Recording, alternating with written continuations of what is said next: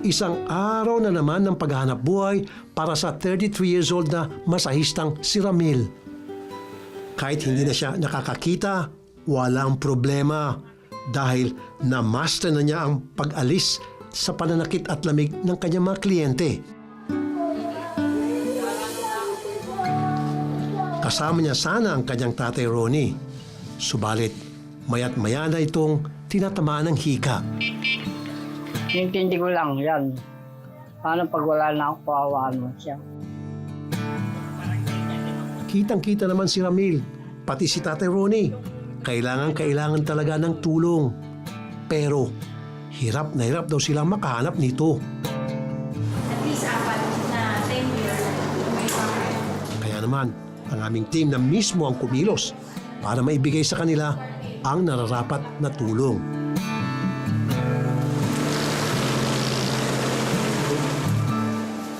Si Remy naman po ay sigurado naman po makakakuha ng kanyang PWD ID. At kailangan lang po mai-process po namin at makapagpasa po siya ng dokumento today. At mai-release po namin yan until next week.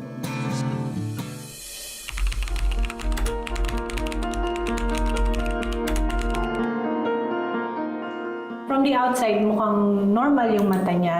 Sa retina, nandyan yung mga blood vessels, yung arteries at veins, tapos ito yung nerve. Yung arteries at veins niya, I would say, almost normal naman siya.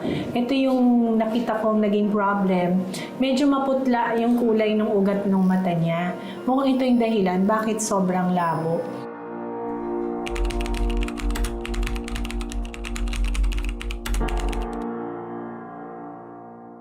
Examination natin, nakita natin yung optic nerve, siya, maputla na. We call it optic atrophy. So pag ganun, ibig sabihin, mahinang-mahina na yung ugat. Although nakakakita pa siya ng ilaw, pero mahina na rin yung pagpangita niya ng ilaw. Pagka ganyan, medyo kasi nahuli na tayo sa gamutan at this point.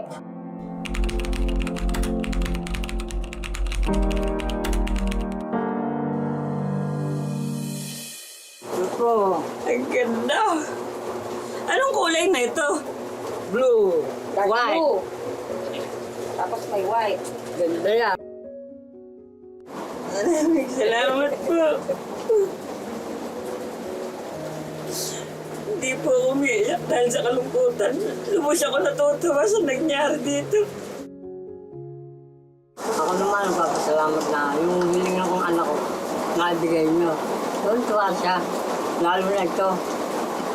Salamat sa binigay niyo sa amin. Salamat, sana marami pa kayong matulungan.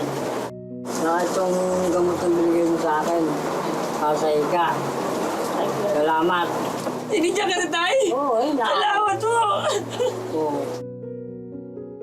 Kayo lamang talagang tunay na nakakagawa ng ganito. Salamat po, Senador Rapi Tulfo.